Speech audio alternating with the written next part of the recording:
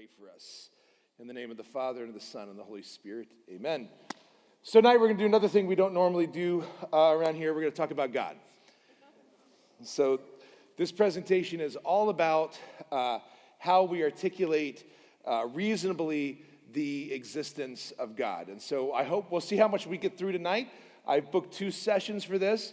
If we get through all of that material tonight, we'll do something else next week. So just let you know where we are. So we're going to talk about God and his existence. Really? Already? Well, thank you. It doesn't like me. Okay. All right. There we go. So you guys know this, right? We prayed in the creed all the time. I believe in God, right? I believe in God, the Father Almighty, creator of heaven and earth. So a creed is a brief normative statement about the profession of Christian faith. Creed literally comes from the Latin word, the Latin term credo, which means I believe. Okay, and so just to understand that our creed, again, we won't talk about, they're also often they're called symbols of faith. And so we will talk about, again, this relationship between faith and reason. So the first article of the creed, if you go into the Catechism of the Catholic Church, this is the first stuff the first thing that the Catechism deals with is our creed, what we believe, what we profess. Credo in unum Deum, Patrem omnipotentum, creatorum caeli et terra. I believe in one God, the Father Almighty, creator of heaven and earth. All right. So, okay, we have a little pop quiz. This is my true or false question. True or false? One can come to know the existence of God through reason alone. All right, how many say true? Okay, how many say false? Everyone who said false is a heretic. It's true. We're going to flesh this out a little bit. So God's existence. This is from the Catechism of the Catholic Church, number 34. The world and man attest that they contain within themselves neither their first principle nor their final end, but rather that they participate in being itself, which alone is without origin or end. Thus, in different ways, man can come to know that there exists a reality which is the first cause and the final end of all things, a reality that everyone calls God. In other words, this whole universe, everything it contains, our very brains, our very bodies, all of these things point to something outside of ourselves, something outside of the material world, something outside of our time from which everything else must have come from.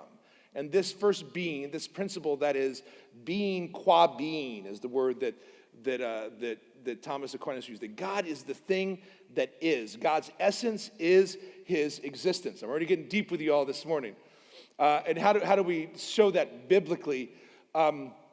You remember when God appears to Moses in the burning bush, and you know there's a bush that's burning but not burning, and he says, "Yo," and Moses says, "Hi, bush," and the bush says, "I'm not bush, I'm God." And he says, "Moses, it's time for you to go to Pharaoh and tell him to let my people go." And Moses says, "Wait a minute, these Egyptians, they have all kinds of gods, and they all have names. What's your name, God?" And what does God say? I am who am. I am who am. I am who I am. Works too, but I am who am. In other words, I am the one who is. Right? Yahweh is what we the Anglicization of the Hebrew word. I am who is. So God, even in his revelation to Moses, reveals himself as that first principle, as that being qua being. All right, that's Thomas Aquinas. All right, you ready for another quiz? Okay. Monotheism was first introduced into the world by the Judeo-Christian tradition. All right, who says it's true? Who says it's false? All of you false people are correct.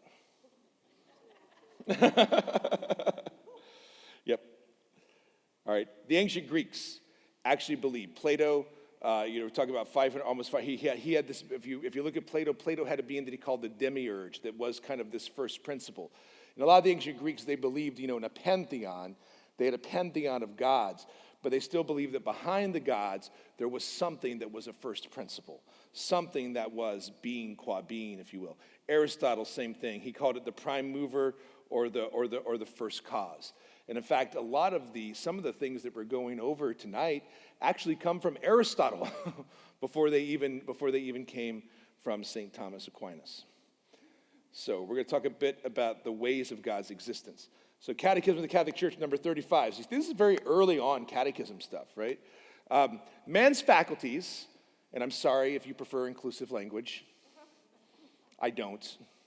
Especially these days, because we'd have to say him, her, he, she, ze, zem, zai, zu. And I'm just lost. So we'll just say man's existence for the sake of brevity. Can we all agree on that? Okay, man's faculties make him/them/they/ze capable of coming to a knowledge of the entire existence of a personal God, but, and this is probably what you false people with the first question we're getting at, but for man to be able to enter into real intimacy with him, God willed to reveal himself to man and to give himself the grace of being able to welcome this revelation in faith. The proofs of God's existence can predispose one to faith and help one to see that faith is not opposed to reason. So a couple of things we'll get here. One is, once again here, you see very clearly laid out this relationship between faith and reason. So here's how we can tell that God's real: by God's works and by the use of reason. But these proofs, all the kind of things that we're going to talk about tonight, the proofs of God's existence or the ways of God's existence, they will not lead you to understand a personal God. They will not lead you into a relationship with God. They will not lead you into the God that we believe in totally. You do need divine revelation to understand who God is, to understand the kind of relationship that God longs to have with his people. But you do not need divine revelation to understand that there is something outside of ourselves that's entirely reasonable. In fact, it's a belief that is held by most people on the planet, even today, to understand this. And so, did you guys know there was a First Vatican Council? Okay, because I know a lot of people don't think there were any councils in the church before Vatican II. So I just want to make sure you guys know, Vatican II was the 20th Ecumenical Council. There were 19 before that, and the first one was the First Vatican Council. And I love this line from it. The same Holy Mother Church holds and teaches that God, the source and end of all things, can be known with certainty from the consideration of created things by the natural power of human reason. Ever since the creation of the world, his invisible nature has clearly been perceived in the things that have been made. In other words, from just looking at the world alone and using that gift of reason, we can say that God exists. If anyone says that the one true God, our creator of the Lord, cannot be known with certainty from the things that have been made and by the natural light of human reason, let him be anathema. In other words, let him be damned, let him be accursed. It's an old phrase. It means this is apart from our beliefs. So this is why I say all of you that said you cannot know the existence of God through reason alone are heretics. The church says if anyone says that, that's not. So it is actually part of the faith Catholic to understand that God can be known, that the existence of God can be understood through the gift and through the use and through the faculty of reason alone. And if you don't believe that, hopefully you will by the end of this, because we're going to go through a few of them. So, I'm summarizing the first part of the Catechism of the Catholic Church for you here. And these numbers that you see are from the Catechism. Man by his nature and vocation is a religious being. Why are we a religious being? We're a religious being because we came from God and we're ordered towards God. And man lives a fully human life only if he really lives in a bond with that God. You want to know who you are, you want to know where you're going, you want to know what you're doing, you've got to learn about God. Man is made to live in communion with God in whom he finds happiness. When I'm completely united to you, there will be no more sorrows, trials. Entirely full of you, my life will be complete. This is St. Augustine in his Confessions. So, in other words, what St. Augustine would come with to say is, you made us for yourself, O Lord, and our hearts are restless until they rest in you. And there is something about the human person, the very fact that a majority of people in the world believe in the existence of God is kind of, in a sense, a testimony that we're made for something more. It's clear that the human person is made for communion. If you look at how we're wired, and this is one of the reasons why this is kind of the Father Casey ontological proof for the existence of God, is the fact that there's a longing in the human heart for something beyond ourselves, for something beyond this world. It tells me that there must be something. I refuse to believe that the human psyche, the human soul, the human mind, the human rationale is part of some great big cosmic joke. Like, why would there be this longing in the heart for love, for perfect love that we have in the human being if that longing was never to be realized? And so I think what we can call it the Father Casey anthropological proof for the existence of God. When he listens to the message of creation and to the voice of conscience, man can arrive in certainty about the existence of God, the cause and end of everything. The church teaches that the one true God, our Creator and Lord, can be known with certainty from his works by natural light of human reason, and by natural light of human reason, which comes from where? The First Vatican Council. It's there on the thing. You didn't see it. All right. And we can name God starting from the manifold perception of his creatures, which are the likenesses of the infinitely perfect God, even if our limited language cannot exhaust this mystery. So there's something written on us that can point to God, that points to the reality of the existence of God, that tells us that there must be a God, even if our language cannot entirely articulate or understand.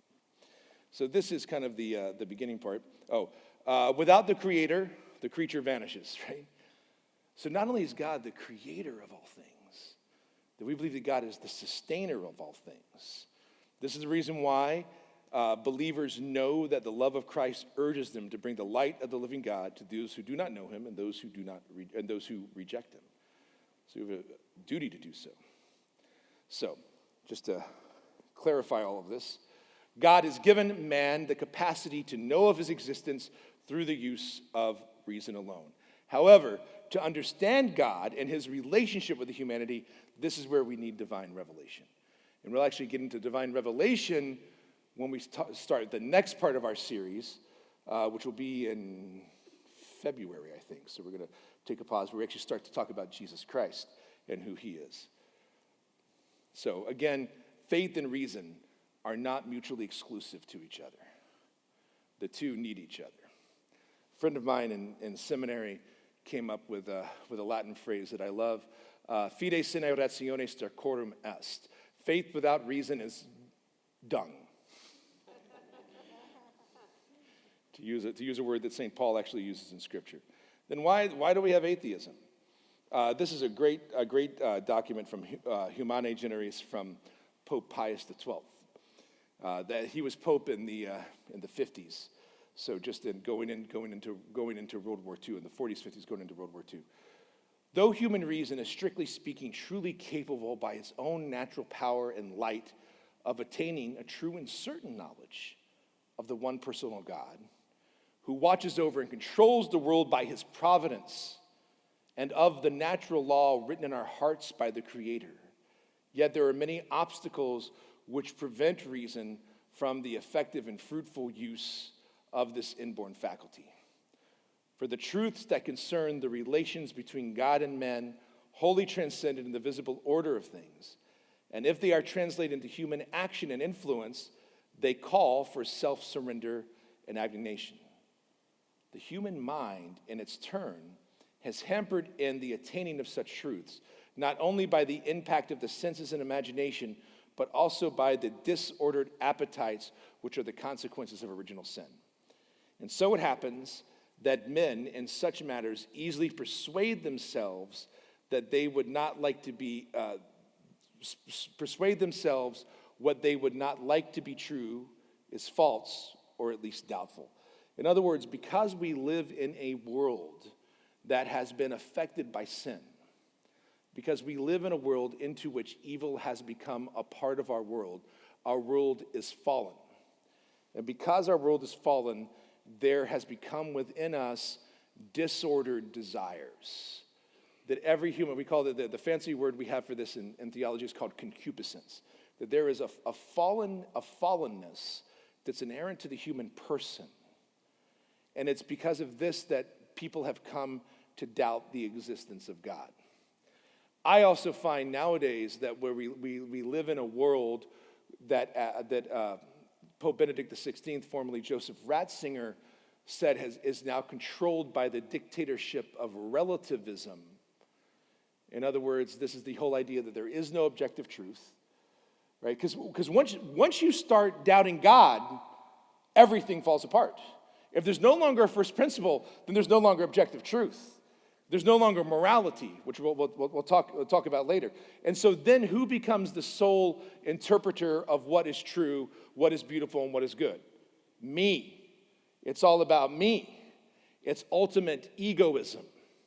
And so if it's all about me, then anything that takes me away from me away from my own desires, which are often disordered because of the nature of original sin that's in the world, anything that takes me away from me is seen as an impediment to my freedom, an impediment to my sovereignty as a person. It's seen as oppressive. So a lot of moral relativists and a lot of atheists in the world have become so because they don't like the consequences of believing in a God. The consequences of believing in a God say that there's a first principle, there's a prime mover. They say that there's an ultimate good. They say that there's an ultimate truth. And if I believe in those things, then I might have to amend my life. Not out of fear of hell, by the way. That's a whole other thing we can talk about. But just in terms of understanding and doing what is good and what is right, I might have to make an amendment to my life. A lot of atheists will make arguments about how, well, they're just good people because they don't have to believe in God. They don't have to believe in a fear of divine retribution if they don't appease God. So they don't do whatever they want to. They want to do what they can to help their neighbor. And that's a good thing, but that's not even the Christian understanding of God. In fact, people who are doing good things out of fear of punishment for God don't believe in God. They believe in Zeus. You know, they believe in a God that's going to hurl lightning bolts at them if you don't get your way. But the Christian notion is understanding that our God is being qua being, that we participate in the very reality of God when we do what is good, what is true, what is beautiful, and what is true. But we'll get back to that. If you're going to dialogue with people who don't believe in God, I think it's first important to understand that if you've met one atheist, you've met one atheist, okay? There are people who embrace different kinds of atheism, people who believe different things. So the first thing, remember what I said before about being charitable and listening. If someone's objecting to God, sometimes it's good to hear, well, why don't you believe in a God? What's your stance on God? Some are neutral towards God. Some are ambivalent towards God. And some don't want to hear anything about God whatsoever. So there's an atheist that literally means one who does not believe in God. Then there's a positive atheist. A positive atheist says or asserts that God does not exist. But then you have the negative atheist that just doesn't believe in God. Two different things. One is, God doesn't exist. The other one is, well, there might be a God, but I don't believe, which is a little bit different from the agnosticism, or which is way different from the anti-theist. And a lot of times, what we're running into in this world today, when someone says they're a theist, they're an anti-theist. That's one who is hostile towards religion. They believe that religion has been harmful to the world, and they really have no time for anyone who believes in God. I've run into quite a bit of anti-theists. And a lot of times the anti-theists will kind of describe themselves as positive atheists until you start to ask questions, and then they give you all the whatabouts, and you reveal that there's kind of a hostile attitude towards religion. Humanism is a growing trend in our culture, and we have to understand that humanism is a form of atheism. The humanist seeks to promote the broad well-being of advancing compassion, equality, and self-determination. Those are good things, and other values that allow individuals to flourish and live in community with each other. But see, it all goes back again to that kind of sense of egoism. that it's better for us if we get along as a community. Secular humanism. This is the philosophy of life of the stance of secular humanism, also known by some adherents as just humanism. This is the Wikipedia definition, by the way. This embraces human reason, ethics, social justice, and philosophical naturalism, while specifically rejecting all forms of religious dogma, supernaturalism, pseudoscience, and superstition as the base of morality and decision-making. But you'll find that secular humanism also often rejects the very reasonable claims of the existence of God. And then we have agnostics. Strong agnosticism views God's existence as unknowable, permanently unknowable to all people. So an agnostic is one who's usually, you kind of think of them in the middle camp. They neither deny nor confirm the existence of God.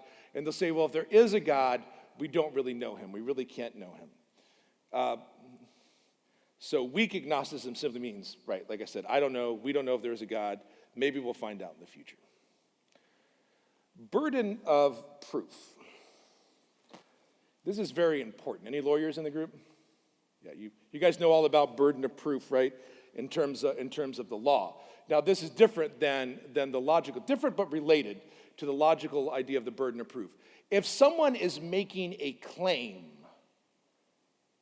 then they are the one who has to prove what they are saying is true.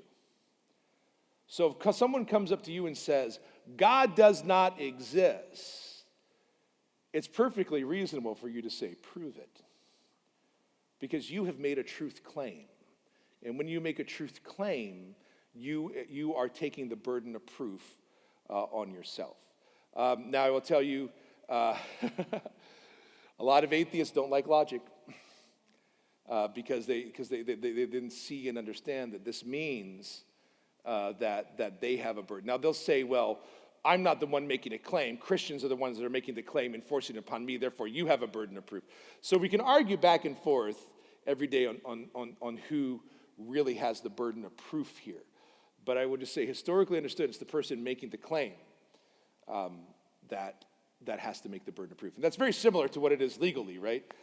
Legally, if someone's making an assertion, they're the one that has to prove. You know, if someone is suing someone else, they come in, the judge is going to say, all right, receipts. You know, I watch the People's Court. I'm a lawyer. But they're going to say, like, you're the one that's coming here and saying this person owes you money. You need to show me how. That person doesn't need to show me that they don't owe you money. You're the one making the claim. So if someone's making a claim, such as God doesn't exist, all right, prove it. And I will say that I think that there are not many good proofs against the existence of God. There are some, and we'll probably talk about these more next week, such as the problem of evil in the world, right? How can there be an all-good, all-powerful God if bad things are allowed to happen in the world? That's probably one of the prevailing arguments that I say, okay, I can see how people can feel this way. That's the only one I've ever heard that carries any logical weight whatsoever. Most of it is just, a lot of it's emotionism. So we're going to start with what we call the 5 ways of the existence of God. Some of these we'll call ways of the existence of God because a lot of these people will not always accept all of our premises, right? So if they won't accept the premises, then they're not going to accept the conclusion. So more so than proofs, we can call them the 5 ways of the existence of God. Does anyone know where they come from? They come from this guy. Right, thank you. This is St. Thomas Aquinas. St. Thomas Aquinas lived in the 12th century. He was a member of the Dominican order. He is probably the premier theologian in the Catholic Church, for those who do not know. He wrote 2 extensive works. The first one was Summa Contra Gentiles, which was the summary of faith against the Gentiles. So he was trying to explain the faith because suddenly there had become a number of nations that were hostile to Christianity. What had happened was the rise of Islam began to happen throughout the Western world, and he wanted to refute that. And in fact, the historical fact that was known as the writings of the ancient Greeks were lost to the world when the Library of Alexandria burned. I know this because I rode Spaceship Earth at Epcot. And they tell me this. So the writings of all of the ancient Greeks were lost for centuries to the Western world. And then what happened is Thomas Aquinas brought to the Western world Arabic copies of the ancient writings of the Greek philosophers that were kept and archived by Muslim scholars. So because we had to have them archived somewhere else, all of a sudden, because of Thomas Aquinas, the writings of Plato and Aristotle and Socrates, that's Socrates, thank you. You grew up in the 90s if you got that reference. All of a sudden, all these ancient Greek writings were available to us. And Thomas Aquinas started looking at some of this stuff, and he said, wait a minute, this is really not too far removed from a lot of the things we believe as Christians. Why? Because it's rooted in the concept of reason. It's rooted in things like Aristotle's concept of natural law, a law that's written on the hearts of individuals, so that there's something in us that compels us to do what is right and what is good. And so he translated all of these works, and then he actually, in some ways, people say that he baptized Aristotle because he used a lot of Aristotle's works to teach us about God. And so this begins with the classic 5 ways for the existence of God. You guys ready for it? All right. So first, the world is full of change. No one's going to argue. Okay, good. Right? An acorn becomes a tree. The thing that changes is not yet what it will become. It actually exists right now in this state, an acorn, but it will eventually exist in that state, a tree, but it is not actually in that state now. It only has the potentiality to become that thing. Something is going to make that acorn a tree. Something that is outside of the acorn itself that we cannot explain. Nothing changes itself. Now, when I say nothing changes itself, you might say, wait a minute, things move around all the time. Things move, things have changed, things grow, right? This is a cute little aardvark. Don't get too attached to him. Okay? He's cute, isn't he? And he's moving around, he's shuffling his little nose. This is what aardvarks do. Now, the thing is that chemically, this aardvark and this aardvark are the same. Right? Chemically, they're made up the same way. They have all the same things in them. But there's something that makes this aardvark alive, and there's something that makes this aardvark not alive. What causes this aardvark to grow and move? It has to be something outside of the aardvark itself, because the aardvark itself is still here. There's still an aardvark there. So what is that thing that causes the aardvark to change? That would be the principle that we call God. No matter how many things there are in the series, no matter how many things grow and change, right? So you can say, okay, well, the acorn grows because of sunlight and photosynthesis and all of these things. We say, okay, well then what causes the sun to rise in the morning that brings out this photosynthesis? And you keep going back, and you have to say, wait a minute, there has to be something that's causing change in the world. There has to be something. And so that's the thing that we call God. So if you think about it, in the universe in and of itself is a sum total of all things that are moving, however many there are.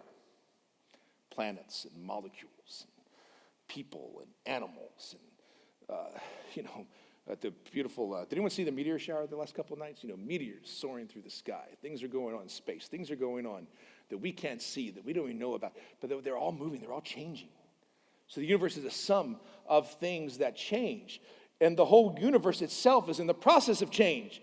We even know this scientifically. The universe is doing what? It's expanding. But we have already seen that change in any being requires a force outside of itself to actualize it. Therefore, there is some force outside and in addition to the universe, some being that is transcendent to the universe. And this is one of the things that's meant by God. I think it's a pretty solid proof, to be perfectly honest. It's such a solid proof that modern physicists are finding their ways out of these proofs by saying, well, you know what, there's more than one universe now. No real proof for that, but if there's a multiverse theory, would this disprove some of these things? I don't know that it would. Because it would seem to me that there still has to be something outside of these universes, right? The universe used to mean the sum total of all things. And now they're like, well, the multiverses are the sum total. Well, I mean, there still has to be a point where there's something outside of space-time as we know it that's causing everything to move about. So to give you a very simple, I'm going to restate these arguments a lot until we get to the end. When we get to the end, I'm going to give you just kind of the simple basics of these. If there is nothing outside of the material universe, then there is nothing that can cause the universe to change. But the universe changes. Therefore, there must be something in addition to the material universe. And if there's something like, what's that thing? We call that thing God. The universe is the sum source of all matter, and space and time, all dependent on each other. Therefore, this being outside the universe is outside matter, space, and time. It is not the changing thing, it is the unchanging source of change. So, just to reiterate it very simply for you. Premise 1, things change, grow, move, and become. Premise 2, change requires a changer. Therefore, there must be something that causes change without itself being changed. And that's God. So that's the argument from change. It's one of my favorites, to be perfectly honest. I think it's a little hard to refute.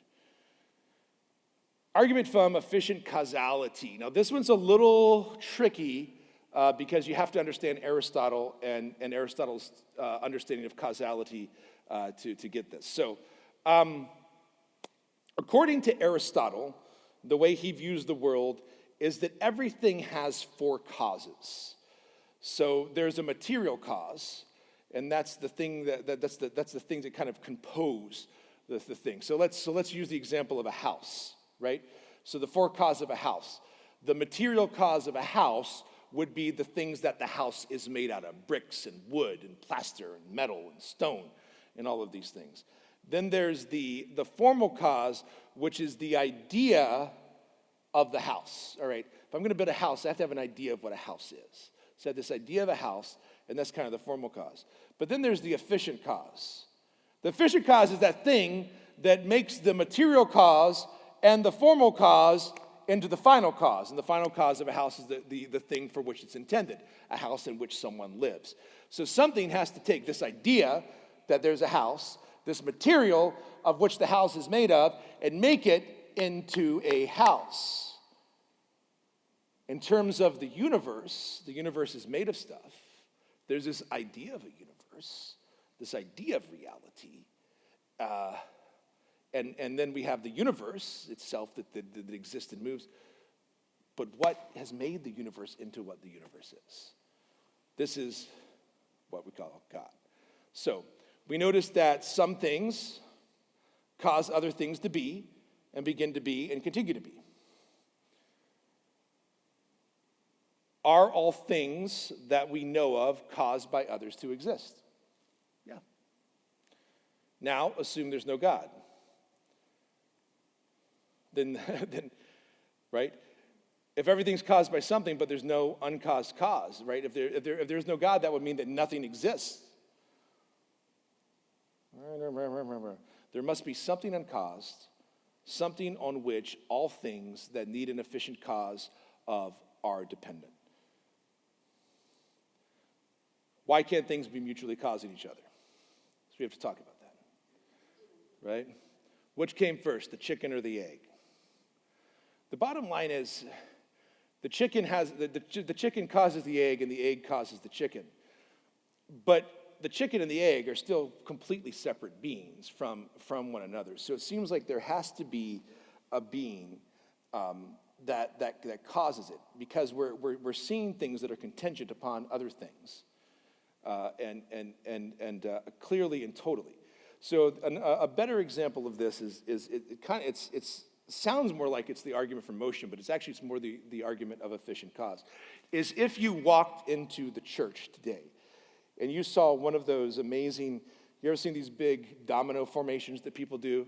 You know, where they knock over. So if you walked in and you saw all these dominoes falling on top of each other, tipping each other over, right? They each are causing the thing to happen to the other. But wouldn't you naturally, reasonably, come to the conclusion that, wait a minute, something had to knock over the first domino. Domino didn't just knock itself over. That's silly.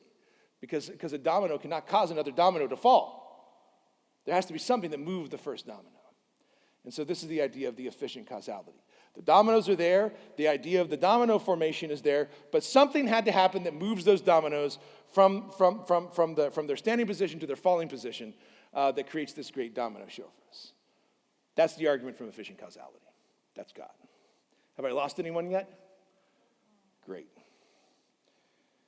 So again, everything that exists is caused by something else. But you can't have an infinite chain of causes forever. Something has to push the dominoes. It doesn't make sense otherwise. So there must be a first uncaused cause, and that's God. Next argument from time and contingency. Notice around us that there are things that come into being and go out of being. A tree grows from a tiny shoot, it flowers brilliantly, and then it withers and dies. The tree is one day, and it isn't one day. But whatever comes into being or goes out of being does not have to be. Non-being is a real possibility. It's possible for the tree to be, it's possible for the tree not to be. Suppose that nothing has to be. If everything in this world is a contingent being, then non-being is a real possibility for everything. If non-being was a real possibility for everything, then nothing would exist. Because if the universe began to exist, then all being must trace its origin to some past moment before which there existed literally nothing at all. But from nothing comes nothing. Nothing can't create nothing. Nothing can't create something. Only something can create nothing out of nothing, right? There has to be some moment where there was some contingent being. So if non-being was possible for everything, then the universe couldn't have begun. But I'm assuming the universe did begin. Suppose that the universe never began. Then, for all the infinite long duration of cosmic history, all being had the built-in possibility not to be. But if in an infinite time that possibility was never realized, then it could not have been a real possibility at all. So there must exist something that has to exist, which cannot not exist. This sort of being is called a necessary being. Either this necessary being belongs to the thing itself, or it's derived from another. If it's derived from another, then there ultimately must be some being whose necessity is not derived, otherwise it would not be an absolutely necessary being. Y'all follow me so far? This is this deep philosophy. And this absolutely necessary being is God. I can simplify it a little bit for you. Some things could fail to exist, right? But if everything was contingent, there'd be a time when nothing existed. And if there was a time when nothing existed, then nothing would exist now because there was no necessary being from which these contingent things would come from. All right? So there must be a being that must exist, a necessary being that maintains everything else. And that's God. That's the argument from time and contingency. By the way, I have to confess, some of these simplifications that I've gotten of these ancient arguments, things that I studied for years when I was studying metaphysics and philosophy and the writings of Aristotle and Plato and battling with Greek pronouns and all of these different things. Some of these I just typed in the arguments to ChatGPT and said, simplify this. So the beauty of modern AI, you're getting some better and more concise summaries than my students did back in the day, because AI was able to help me summarize them, which is just amazing and scary at the same time. So degrees of perfection. So you notice that there are things that vary in certain ways, right? Things are different. And we arrange some things in terms of more or less, or in terms of better or worse. These concepts cannot exist in isolation. Now, if we consider the goodness of things, part of what relates, this is part of what we mean, relates to what they are simply as beings. Some things are good, some things are bad, some things are better. But if these degrees of perfection pertain to being, and being is caused in finite creatures, then there must exist a best, the source of a real standard that all perfections that we can recognize belong to us as beings. This absolutely perfect being, the being of all beings, the perfection of all perfections, is that which we call God. I was talking to Dr. Marcel Brown, the principal of our school. He calls this the argument from grammar. You know, it's like, well, if there's a good and a better, then there has to be a best. So it's the classical argument of the degrees of perfection. That again, so if there's something bad, then there has to be something that's ultimately best. So we could call it the superlative argument. Ooh, I made it spin. Ooh. All right. Now I'm going to give you a common objection. This is, does anyone know that? Jurassic Park, classic. This argument assumes a real better, but aren't all of our judgments comparative? Aren't all of our comparative value judgments, aren't those merely subjective? Well, the very asking of that question answers it. For the questioner would not have asked it unless he or she, I got inclusive on you, sorry. Unless he or she or ze or them thought it really was better to do so than not, and really better to find an answer than not. So you can say it's subjective, but you don't really believe it. Otherwise, it wouldn't matter if we answer the question. We speak of things, I'm going to give you, again, kind of the concise AI summary. We speak of things being more or less good, true, or noble. That implies that there is a maximal goodness, truth, or perfection. That perfect being is what is meant by God. Right. Design. I think this is probably the one that is the most common to all of us. And I think in a lot of ways it's the one that's the most apparent. The argument from design. Either this intelligible order that there is in the world is the product of chance or of intelligent design. It can't be chance. Therefore, the universe is the product of intelligent design. Design can only come from the mind of a designer. Therefore, the universe is the product of an intelligent designer. All right? We got Nedry again here. But hasn't the Darwinian theory of evolution shown us how possible it is for all the order in the universe to have arisen by chance? The very asking of this question answers it. For the questioner would not have asked it. No, this is not.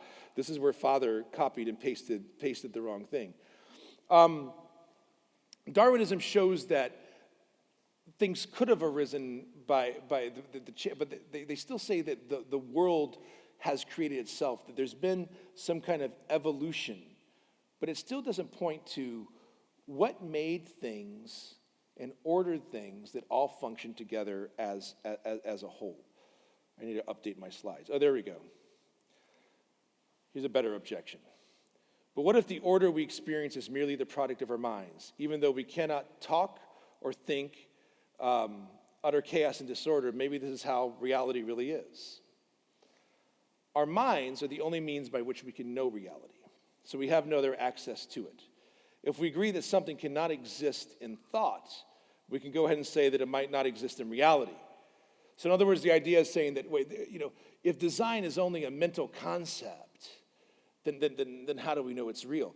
Well, again, this is a nonsensical thing because we go ahead and say that it might never exist. There might never be an order, but because then we would think, I'm tripping over myself, because then we would be thinking of a claim that can't be thought, all right? Let me go back to this. Let me give a better analogy because I'm even having trouble stepping over my own notes from 7 years ago here. If you're walking in the woods, and you've heard me use this from the pulpit a couple of times now. If you're walking in the woods, you come across a watch. Now, in today's world, the theory of quantum mechanics would tell you that it is possible that a watch could have spontaneously arisen with all these working parts, with all of its moving parts. But it's not very probable. And especially if you look at this watch, it's clearly intended to have a purpose. There's hands that are pointing to numbers. It was made by its maker with a clear and concise purpose, to be a watch. We are far more complicated beings than a watch. The trees in the forest are far more complicated beings than a watch. The planets that move throughout the skies are far more complex beings than a watch. So you look at the whole sum and order of the universe points to there has to be some kind of mind behind this all. The age-old question, how is it that there's something rather than nothing? What are the odds of this being some kind of great cosmic coincidence? I think it's much more likely that the watch spontaneously formed on the ground. So, much more better than my Dennis Nedry objections, I have to say for myself. The argument from time and contingency. Some things could fail to exist. These are those things that are contingent. Did we already go over this one? Yeah. Yep, I thought so. We already went over this one too. And we already went over this one. Right? Yeah. All right. So that was the big five. Those are what we call the first 5 ways or the first 5 proofs for the existence of God. How are we doing on time? 7:48. You want to go over a couple of these, and then I'll let us go. We'll go over a couple of my favorites that are the other arguments, and then we'll take off for the night. Okay. This is complicated stuff, as I said. So there's the kalam argument. Kalam is an Arabic word for speech. This argument actually comes from Muslim scholars, and it originated in the 8th century. It can be summarized as a syllogism. Whatever begins to exist has a cause. The universe began to exist. Therefore, the universe has a cause. This actually is one of the most respected theories for the existence of God. This is what a lot of people call a top-tier explanation for God's existence. So let's look at the premises. Whatever begins to exist has a cause. True? Anyone want to try to refute it? Can you name something that doesn't have a cause? Okay. There we go. Whatever begins to exist has a cause, and the universe began to exist. Therefore, the universe has a cause. So, Christians believe they're going to live forever with God. So they believe the future will be endless. How can you say that the past won't be endless? Wasn't endless. That's a good one. It's another question that answers itself. Christians believe that their life with God will never end. This means it will never form an actually completed infinite series. In more technical language, an endless future is potentiality, but never actually infinite, right? It's a potential, but it's not. It's a potential to live and be with God forever. This means that although the future will never cease to expand and increase, its still actual extent will always be finite because it has an origin in God. But it can only be true if all created reality had a beginning. There would be no possibility for an endless future if there was not a finite beginning. Does that make sense? Miracles. This is probably one that you guys use. You guys have probably used this. A lot of Christians have used this before. I think it's one of the weaker arguments. And by the way, I'll tell you this. When you're having discussions with people and you're engaging them, sometimes throw out an argument that you think is ridiculous. Because some of these arguments I think are better than others, but I've had students react in life-changing ways to arguments that I thought were very weak. So I just want to say you never know how an argument's going to speak to a particular person. So miracles, right? A miracle is an event whose only adequate explanation is the extraordinary and direct intervention of God. There are numerous well-attested to miracles. Therefore, all the numerous events whose only adequate explanation is the extraordinary and direct intervention of a God. Pretty simple. That's it. Therefore, God exists. Right? Miracles can only happen from God or from some first principle. This is the idea that you have to understand what God is, that by God we mean the first principle, the unmoved mover, the uncaused cause. You say that some of these miracles are only explainable if there is something outside of reality, outside of what we see, that's able to move them. Okay, the ontological arguments. These are actually some of the arguments that I don't think are very strong, that I've seen have great impact on people. And I'll probably close with these. So ontology, by the way, is the study of being. So we talk about ontology, we say, okay, this is the idea that we can prove the idea from being. So the first one is which we call the original ontological argument, comes from St. Anselm. 1, it is greater for a thing to exist in the mind and in reality than in the mind alone. 2, God means that which a greater being cannot be thought. Suppose that God exists in the mind but not in reality. Then a greater than God could be thought of, namely a being that has all the qualities of God. Can you think of a being greater than God? I can't. But it is impossible, for God is that which of a greater being cannot be thought. Therefore, God exists in mind and in reality. One more simple. God is by definition the greatest possible being. If God existed only in our mind and not in reality, we could imagine a greater being, one that exists in reality. That's impossible given the definition, so God must exist in reality. In other words, can you right now think of something that does not exist? What are you thinking of? Dragons. All right, so you're saying, okay, I can think of a dragon, but is not a dragon just a composite of things that already exist? Lizards, dinosaurs, birds, lizards, all thrown together, snakes, unicorns. Is not a unicorn a horse and a rhinoceros at the same time? Is not the phoenix is the classic kind of, the phoenix is a bird. We see birds, so we apply some divine attributes to bird. We see birds, we see fire. All right, so we're taking things that exist and we're melding them together. That's kind of what our imagination does. But are we able to really think of anything that doesn't exist? No, but so we can think and conceive of God as this perfect being. Therefore, God must exist. Personally, I think that's a weak argument, but I've seen people completely have their eyes open and their lives changed by this argument. Similar one is Descartes. You guys know who René Descartes was? 16th century mathematician, philosopher.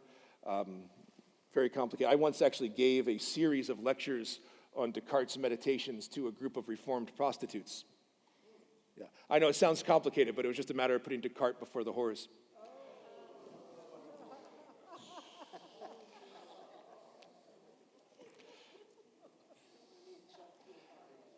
Don't quit my day job. Don't forget to tip those hard-working bartenders and waitresses. All right. So very similarly, we have ideas. Descartes was all about ideas. We have ideas of many things. These ideas must arise either from ourselves or from things outside of us. One of the ideas we have is the idea of God, an infinite and all-perfect being. This idea could not have been caused by ourselves because we know ourselves to be limited and imperfect, and no effect could be greater than its cause. Therefore, the idea must have been caused by something outside of us, which has nothing less than the qualities contained in the idea of God. But God himself has those qualities. Therefore, God himself must be the cause of the idea that we have in him. Ideas are very important to René Descartes because René Descartes embraced something that was called a method of doubt, where he became convinced that he couldn't be sure that anything exists. So he lives in this reality. So he's sitting here saying that nothing exists, nothing exists, nothing exists. And he's like, wait a minute, I'm something that's thinking about nothing existing, therefore I exist. To which he came forward with the famous axiom, contigo ergo sum, or I think, therefore I am. That's if you wonder where that came from Rene Descartes. So you can see how this concept of ideas, very important to him, very important. And so let's just simplify this a little bit for us here. Hello? So the question is, okay, how many times do I have to push it? We have an idea. This is exactly what I talked about, right? Put it exactly the way I just said. We have an idea of a perfect infinite being. That idea must come from something as real and powerful as the idea itself. Therefore, there's God. All right, so we got through, how many did we get through tonight? What's that? A lot. So we'll pick up with some more proofs for the existence of God next week, and I hope that we have a little bit of time to talk about morality and how to combat the notion of moral relativism. Thanks for coming tonight. Always good to be with you guys.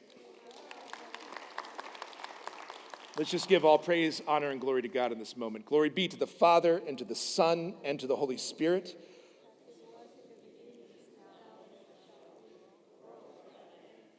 The Lord be with you.